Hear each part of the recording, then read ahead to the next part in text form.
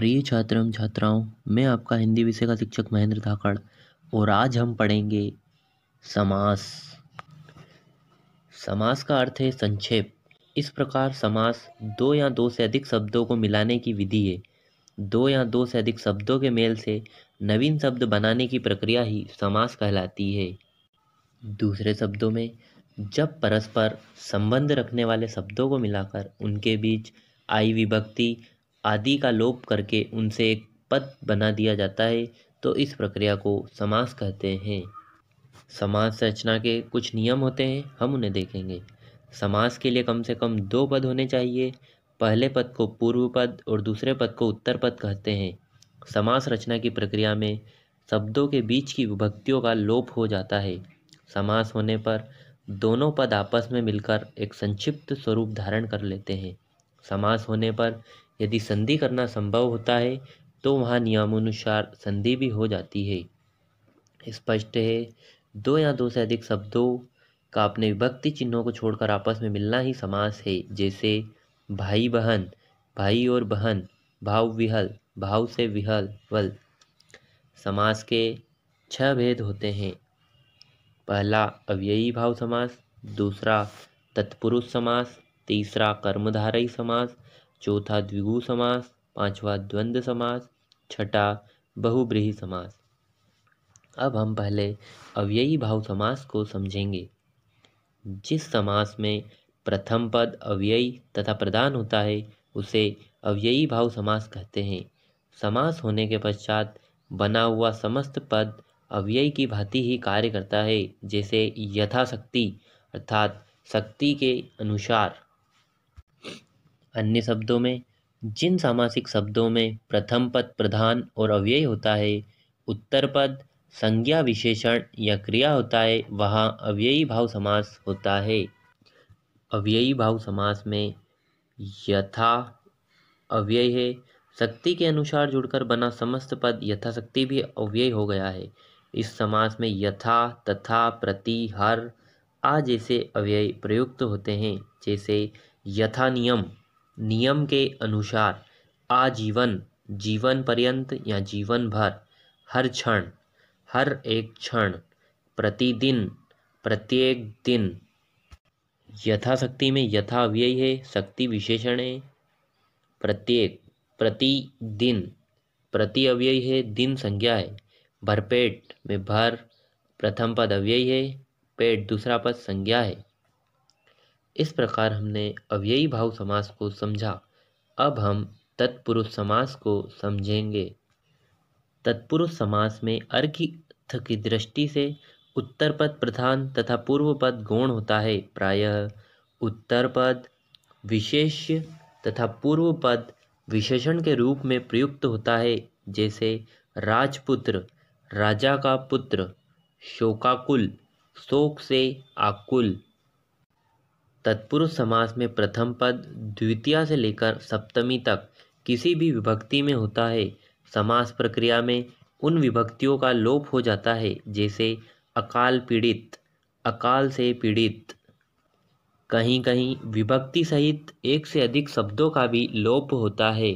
दूसरे शब्दों में अगर हम तत्पुरुष समास की परिभाषा देखें तो जिन सामासिक शब्दों के बीच में कर्म से लेकर अधिकरण कारक की विभक्तियों का लोप होता है तथा उत्तर पद प्रधान होता है, वे तत्पुरुष समास कहलाते हैं। तत्पुरुष समास के भी 6 भेद होते हैं। पहला कर्म तत्पुरुष समास, दूसरा करण तत्पुरुष समास, तीसरा संप्रदान तत्पुरुष समास, चौथा अपादान तत्पुरुष समास, पांचवा संबंध तत्पुरुष समास, छठा अधिकरण तत्पुरुष समास। इनके हम उदाहरण देखेंगे। दही बड़ा, दही में डूबा हुआ बड़ा। पर्णकुटी, पर्ण से बनी कुटी। यश प्राप्त, यश को प्राप्त। कर्म तत्पुरुष मुँह मंगा, मुँह से मांगा। करण तत्पुरुष गौशाला, गौ के लिए शाला। संप्रदान तत्पुरुष जन्मांध, जन्म से अंधा। अपादान तत्पुरुष प्रेम सागर, प्रेम का सागर। संबंध तत्पुरुष शरणगत, शरण में आया। अधिकरण तत्पुरुष अब हम हमारे अगले समास कर्मधारय समास को समझेंगे। कर्मधारय समास, इस समास में दूसरा पद प्रधान होता है, पहला पद विशेषण तथा दूसरा पद विशेष्य होता है, अथवा दोनों पदों में उपमान उपमेय का संबंध होता है। दूसरे शब्दों में, जब सामासिक शब्द में विशेषण विशेष्य का भाव हो या उपमेय उपमान का भाव हो तब कर्मधारय समास होता है। उदाहरण के लिए, महात्मा, महान है जो आत्मा। नीलांबर, नीला है जो अंबर। घनश्याम, घन के समान श्याम। चरण कमल, कमल के समान चरण। कनकलता, कनक के समान लता। कमल नयन, कमल के समान नयन। घनश्याम, घन के समान श्याम। चंद्रमुख, चंद्र के समान मुख। मृगलोचन, मृग के समान नेत्र। इस प्रकार हमने देखा कि उपयुक्त उदाहरणों में दूसरा पद प्रधान था, पहला पद विशेषण तथा दूसरा पद विशेष्य होता है। हमारा चौथा समास है द्विगु समास। जिस समास में दूसरा पद प्रधान होता है और प्रथम पद संख्यावाची विशेषण के रूप में होता है वहाँ द्विगु समास होता है। अन्य शब्दों में, जिस समास में प्रथम पद संख्यावाचक विशेषण हो और समस्त पद के द्वारा समुदाय का बोध हो उसे द्विगु समास कहते हैं। उदाहरण के लिए, पंचवटी, 5 वट वृक्षों का समूह। नवग्रह, 9 ग्रहों का समूह। इस प्रकार हमने देखा कि यहाँ पर प्रथम पद संख्यावाची विशेषण है। सप्ताह, 7 दिनों का समूह। त्रिभुवन, 3 भुवनों का समूह। त्रिलोक, 3 लोकों का समूह। दशमूल, 10 मूलों का समूह। नवरत्न, 9 रत्नों का समूह। अष्टांग, 8 अंगों का समूह।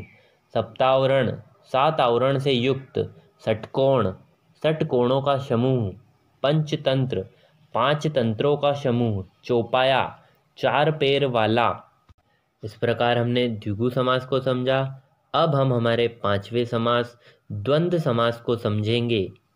द्वंद्व समास, जिस समास या समस्त पद में दोनों पद प्रधान होते हैं वहाँ द्वंद्व समास होता है। इस समास में दोनों समान पदों को जोड़ने वाले योजक शब्दों का लोप हो जाता है। दूसरे शब्दों में, जिस सामासिक शब्दों में दोनों पद प्रधान हो, मध्य में स्थित योजक शब्द और अथवा वा का लोप हो जाता है उसे द्वंद्व समास कहते हैं। उदाहरण के लिए, माता पिता, माता और पिता। गंगा यमुना, गंगा और यमुना। भला बुरा, भला या बुरा। दाल रोटी, दाल और रोटी। खाना पीना, खाना और पीना। इस प्रकार हमने देखा कि द्वंद्व समास में दोनों पद प्रधान थे और मध्य में स्थित योजक शब्द और अथवा या का लोप हो गया। अब हम बहुब्रीहि समास को समझेंगे। बहुब्रीहि समास, जहाँ प्रथम और द्वितीय दोनों पद मिलकर किसी तीसरे पद या अर्थ की ओर संकेत करते हैं वहाँ बहुब्रीहि समास होता है। इस समास में दोनों पदों में कोई भी पद प्रधान नहीं होता है। जैसे चक्रपाणी, चक्र है हाथ में जिसके, अर्थात कृष्ण। तपोधन, तप ही धन है जिसका, अर्थात तपस्वी। गिरिधर, गिरि को धारण करने वाला, अर्थात कृष्ण। चतुर्भुज, 4 भुजाएं हैं जिसकी, अर्थात विष्णु। गजानन, गज के समान आनंद है जिसका, अर्थात गणेश। पीताम्बर, पीले वस्त्रों वाला, अर्थात कृष्ण। नीलकंठ, नीला है कंठ जिसका, अर्थात शिव। इस प्रकार हमने देखा कि उपयुक्त सामासिक पदों में दोनों पद प्रधान नहीं है, दोनों पद तीसरे अर्थ की ओर संकेत करते हैं। इस प्रकार जिन सामासिक शब्दों में दोनों पद किसी तीसरे पद की ओर संकेत करते हैं वहाँ बहुब्रीहि समास होता है।